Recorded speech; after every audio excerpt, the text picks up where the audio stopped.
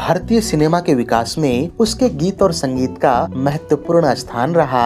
बिना गीत संगीत के सिनेमा की तुलना मानो ऐसी है जैसे कि बिना नमक मिर्च का खाना, जिसे खाया तो जा सकता है लेकिन उसे खाने में कोई खुशी नहीं मिलती। भारतीय सिनेमा में जैसे अभिनय की दुनिया में अजीम फनकार हुए, ऐसे ही महान कलाकार हमें फिल्मों के गीत संगीत में भी देखने को मिले। कई दशकों तक मोहम्मद रफी, किशोर कुमार, मुकेश और लता मंगेशकर जैसे कई महान गायकों ने हमारे संगीत को अपनी मखमली आवाज से महकाया। लेकिन सिनेमा का एक दौर वो भी आया जब फिल्में और उसके संगीत का स्तर इतना गिर गया कि इसे भारतीय सिनेमा का सबसे बुरा दौर माना जाने लगा। ऐसे में इस अंधकार युग को समाप्त करके फिल्मों में फिर से मधुर संगीत की छाप छोड़ने वाले कलाकार थे कुमार सानू। एक ऐसा दौर भी आया जब फिल्मों में सुना जाने वाला हर दूसरा गाना कुमार सानू की आवाज में होता था। उनकी आवाज की आंधी 90 के दशक में ऐसी चली कि कई प्रतिभा संपन्न गायक उनकी लोकप्रियता के नीचे दबकर रह गए। आज की इस बेहद ही रोचक वीडियो में हम ऐसे ही गायकों पर विस्तार से चर्चा करेंगे जो कुमार सानू के गायकी के नीचे दब गए। 80 के दशक में बॉलीवुड में रफी और मुकेश साहब की नकल करने वाले गायकों की बहार सी आ गई, जिनमें शब्बीर कुमार, मोहम्मद अजीज, मनहर उदास, अनवर और नितिन मुकेश जैसे गायक शामिल थे। किशोर कुमार की मृत्यु के बाद उनकी जगह लेने वाला कोई गायक दिख नहीं रहा था। इन गायकों में से अधिकतर प्रतिभावान तो थे लेकिन प्रशिक्षित नहीं थे और इसलिए शब्बीर कुमार और अमित कुमार जैसे गायकों पर अक्सर सुरताल से भटकने का आरोप लगता रहा। इसके अलावा 1980 के दशक के अंत में कई नई अभिनेताओं ने सिनेमा में कदम रखा। मसलन 1988 में आमिर खान और उसके अगले ही साल सलमान खान ने। 80 के दशक के गायकों की आवाज इन नए चेहरों पर फिट नहीं बैठ रही थी। यही कारण है कि जब आशिकी फिल्म में कुमार सानू की आवाज गूंजी तो सबको लगने लगा कि अब संगीत और सिनेमा दोनों ही संवर जाएगा। देखा देखी सभी फिल्मकारों ने कुमार सानू को साइन करना शुरू कर दिया।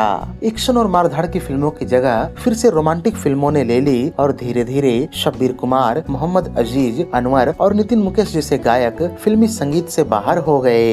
इधर अनवर ने अपना कैरियर संवारने के लिए प्राइवेट एल्बम निकालने की भी कोशिश की और 10 लाख रुपए खर्च करके एक म्यूजिक एल्बम निकाला।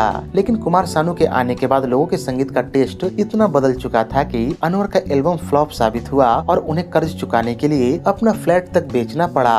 अनवर और मोहम्मद अजीज जैसे गायक कुछ ही सालों में पब और डिस्को में गाने के लिए मोहताज हो गए। सिर्फ मोहम्मद रफी के क्लोन ही नहीं, किशोर कुमार की तर्ज पर गाने वाले गायक भी कुमार सानू के गायकी की बराबरी नहीं कर पाए। किशोर कुमार के खुद के बेटे अमित कुमार और ऋषि कपूर की आवाज के रूप में जाने जाने वाले शैलेंद्र सिंह भी 90 के दशक तक आते आते एक दो गाने के लिए भी तरसने लगे।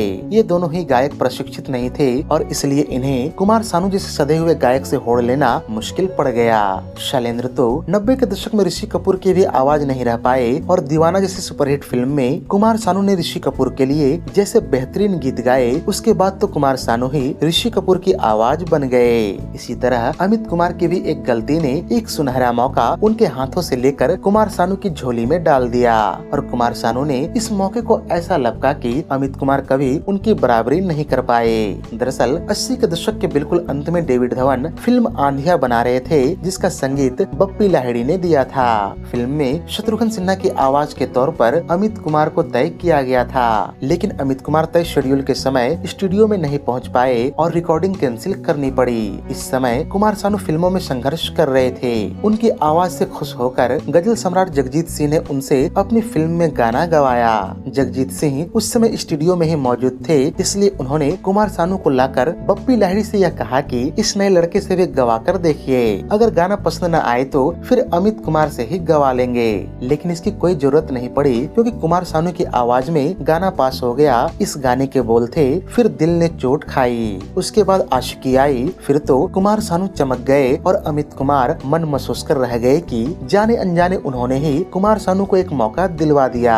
90 के दशक में बहुत से प्रतिभाशाली गायक रहे जिन्हें कुमार सानू की लोकप्रियता के कारण अपेक्षाकृत मौके नहीं मिल पाए। प्रोड्यूसर्स और डिस्ट्रीब्यूटर्स ये मांग करने लगे कि उनकी फिल्म में कुमार सानू की आवाज में ही गीत रखे जाएं और संगीतकार अपनी फिल्मों को पॉपुलर करने के लिए सारे गाने कुमार सानू से ही गवाने लगे। जॉली मुखर्जी ऐसे ही एक गायक थे जिन्हें दयावान और चांदनी जैसी फिल्मों से खूब पॉपुलैरिटी मिली थी। चांदनी के टाइटल सॉन्ग की लोकप्रियता के बाद सबको यह लगने लगा था कि जॉली मुखर्जी के पास काम की ढेर सी लग जाएगी, लेकिन कुमार सानू के आने के बाद सब कुछ बदल गया। जॉली मुखर्जी से या तो पूरे एल्बम में एक गाना गवाया जाता या फिर गाने की चंद पंक्तियाँ। कई बार यूँ भी हुआ कि फिल्म के हीरो की आवाज कुमार सानू बने और जॉली मुखर्जी सहायक अभिनेता के आवाज में केवल चंद लाइन्स ही गा पाए। 1992 में एक फिल्म बन रही थी, राजू बन गया जेंटलमैन। इसके म्यूजिक डायरेक्टर थे जतिन ललित, जिनकी ये बतौर संगीत निर्देशक आरंभिक फिल्मों में से एक थी। इस फिल्म से एक नए अभिनेता की भी शुरुआत हो रही थी, जिसका नाम था शाहरुख खान। फिल्म में जॉली मुखर्जी की आवाज का इस्तेमाल किया जाना था, लेकिन फिल्म के निर्माताओं को लगा कि एक नए अभिनेता और नए संगीतकार जोड़ी का संगीत अगर लोकप्रिय करना है तो एक प्रतिष्ठित गायक की आवाज लेनी पड़ेगी। इसलिए उन्होंने जतिन ललित से कहा कि फिल्म के सारे गाने कुमार सानू से ही गवाए जाएं। इसलिए फिल्म के हीरो के हिस्से के सारे गाने कुमार सानू ने गाए और जॉली मुखर्जी की आवाज फिल्म के सहायक अभिनेता नाना पाटेकर को दे दी गई, जिन्होंने फिल्म के दो गाने लवेरिया हुआ और राजू बन गया जेंटल में महज 3-4 लाइन से ही गाए। इस तरह से जॉली मुखर्जी को नाना पाटेकर और जैकी श्रॉफ जैसे सीनियर अभिनेताओं की आवाज बनना पड़ा और उस समय के सभी बड़े स्टार्स मसलन तीनों खान, अक्षय कुमार और अजय देवगन आदि की आवाज कुमार सानू ही बने। जॉली मुखर्जी की ही तरह विनोद राठौड़ को भी कुमार सानू के सामने अपना वर्चस्व स्थापित करने में बेहद मुश्किलों का सामना करना पड़ा। जॉली मुखर्जी की तरह विनोद राठौड़ को भी लोकप्रियता फिल्म चांदनी से ही मिली। 1990 में जिस फिल्म आशिकी से कुमार सानू संगीत के सरताज बने, उसके म्यूजिक डायरेक्टर नदीम श्रवण में से श्रवण राठौड़ विनोद के बड़े भाई थे। 90 के दशक में नदीम श्रवण की जोड़ी की तूती बोलती थी, लेकिन बावजूद इसके इस जोड़ी ने विनोद से ज्यादा विश्वास कुमार सानू पर दिखाया। विनोद को अपने भाई की फिल्मों में ही गाने के मौके बेहद कम मिले। विनोद राठौड़ को शायद ही किसी फिल्म के सभी गीत गाने के मौके मिले। उनके कैरियर की ज्यादातर फिल्मों में उन्हें 1 या 2 गीत ही नसीब हुए। कई बार ऐसा भी हुआ कि उनके गाए हुए गानों को बाद में कुमार सानू की आवाज में डब करवा दिया गया। 1996 की सुपरहिट फिल्म जीत के गाने तू धरती पे चाहे जहाँ भी रहेगी को पहले विनोद राठौड़ की आवाज में रिकॉर्ड किया गया था और उनके वर्जन को फिल्म के एल्बम में भी स्थान मिला था, लेकिन फिल्म में ये गाना कुमार सानू की आवाज में रखा गया। इस फिल्म का संगीत भी नदीम श्रवण ने ही दिया था। आगे चलकर श्रवण राठौड़ के बेटे संजीव और दर्शन राठौड़ ने भी जब बतौर संगीतकार अपने करियर का आगाज किया तो उन्होंने भी विनोद राठौड़ को ना के बराबर मौके दिए। विनोद राठौड़ शास्त्रीय संगीत में प्रशिक्षित थे, बावजूद इसके वो जीवन भर उस लोकप्रियता के लिए तरसते रहे जिसके वो हकदार थे।